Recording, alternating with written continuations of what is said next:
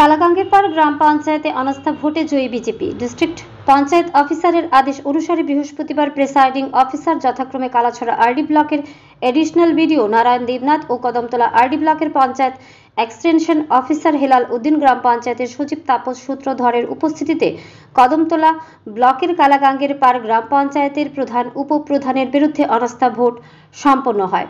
প্রধান এবং উপপ্রধানের বিরুদ্ধে 7টি অনাস্থা ভোট পড়ে। মোট 13টি আসন রয়েছে। পঞ্চায়েত নির্বাচনে ওই পঞ্চায়েত সিপিআইএম দলের প্রার্থীরা 7টি আসন এবং বিজেপি দলের প্রার্থীরা 6টি আসনে জয়ী হয়। তারপর সিপিআইএম দলের প্রার্থীরা পঞ্চায়েত গঠন করে। এদিকে চলতি মাসের 10 তারিখ স্থানীয় গ্রাম পঞ্চায়েতের 7 নং ওয়ার্ডের 13 নম্বর আসনের সিপিআইএম দলের পঞ্চায়েত সদস্য আনসার আলী বিজেপি দলে যোগদান করেন এবং ওই দিন প্রধান ও উপপ্রধানের বিরুদ্ধে অনাস্থা প্রস্তাব জমা পড়ে। এদিকে অনাস্থা ভোটে বিজেপি দলের 7টি ভোট পড়ায় ডিস্ট্রিক্ট পঞ্চায়েত অফিস থেকে আসা প্রিসাইডিং অফিসাররাও বিজেপি দলকে জয়ী বলে ঘোষণা করেন। খুব শীঘ্রই প্রশাসনিকভাবে বিজেপি দল নতুন পঞ্চায়েত গঠন করবে। ধর্মনগর থেকে নিজস্ব প্রতিনিধির রিপোর্ট, আরি, ধর্মনগর। দেখতে পেলাম ওই কালাঙ্গেরপাড় গ্রাম পঞ্চায়েতে নো কনফিডেন্স নামে একটা আস্থা ভোট পর্ব সম্পূর্ণ হয়েছে। মূলত কিসের পরিপ্রেক্ষিতে এটা হয়েছে বা কি কারণে হয়েছে? এটা হচ্ছে আমরা এই 10 মার্চ আমরা কালাঙ্গের পঞ্চায়েত থেকে অনাস্থা প্রস্তাব এনেছিলাম। তার জন্য একটা ডিপিওতে আমরা প্রেয়ার করেছিলাম। সেই মর্মে উনি ডিপিও থেকে 27 মার্চ অর্থাৎ আজকের দিনে আর আস্থা ভোটের উনি দিন নির্ধারণ করেছিলেন। তো আজকে আমরা এখানে যারা আমাদের কালাঙ্গেরপাড়ের যারা আমাদের নির্বাচিত প্রতিনিধিরা আছেন সবাই উপস্থিত হন এবং গণতান্ত্রিক পদ্ধতিতে পঞ্চায়েতের আইন মেনে এখানে ডিপিও থেকে ওনাদের স্টাফ এসেছিলেন।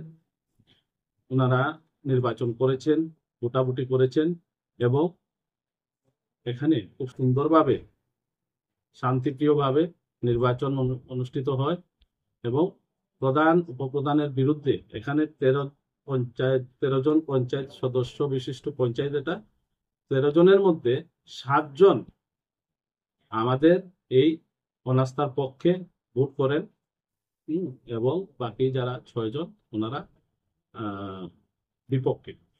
তো যে আইন অনুসারে আমরা আজকে যারা এসেছিলেন ওনারা বলেছেন যে আমরা এখানে জয়ী হয়েছি, আমাদের পক্ষে এসেছে, অর্থাৎ অনাস্থার পক্ষে আমরা ভোট পেয়েছি। এই হচ্ছে আজকের আমাদের কার্যক্রম। এবার পরবর্তী যে প্রসিজিওর আছে সেটা ডিপার্টমেন্ট থেকে ওনারা দিন নির্ধারণ করে দিবে, তখন আপনারা বিস্তারিত জানবেন। মূলত আগের যে গ্রাম পঞ্চায়েত সিপিএম দলে পরিচিত পুনরায় ভেঙে গেছে পুরাতন কমিটিটা। এখন নতুন কমিটি আপনারা কবে গঠন করছেন? সেটাই বলছি, নতুন কমিটি সেটা ডিপিও থেকে ওনারা দিন নির্ধারণ করে দেবেন। ওই দিন নতুন করে আবার প্রধান উপপ্রধান ভোটাভুটির মাধ্যমে সিলেকশন হবে। ওই দিন আপনারা এটা দপ্তর থেকে কোনো কিছু জানানো হয়নি আজ? না, এটা পরবর্তী সময় জানানো হবে। কে কে উপস্থিত ছিলেন? আজকে ডিপিও থেকে ওনারা পাঠিয়েছেন, ওনাদের পঞ্চায়েত সেকশনের ছিলেন, অন্যান্য আধিকারিকরা ছিলেন। আপনার কি পদে আছেন আপনি বিজেপি দলের? আমি বিজেপি কদমতলা কর্তৃ মন্ডলের মন্ডল সভাপতির দায়িত্ব নির্বাহ করছি। আপনাদের এই গ্রাম পঞ্চায়েতে কতজন জনপ্রতিনিধি আছেন? আমাদের 6 জন ছিল, এখন 7 জন।